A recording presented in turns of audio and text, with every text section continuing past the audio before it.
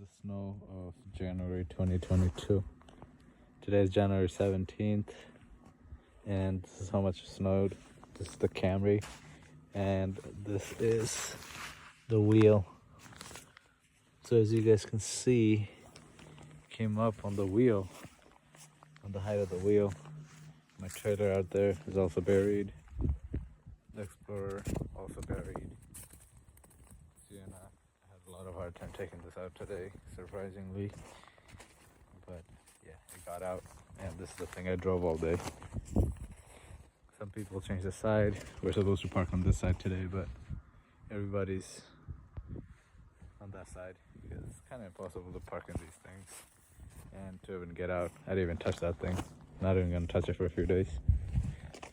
But that's the snow. It's crazy. Look at that.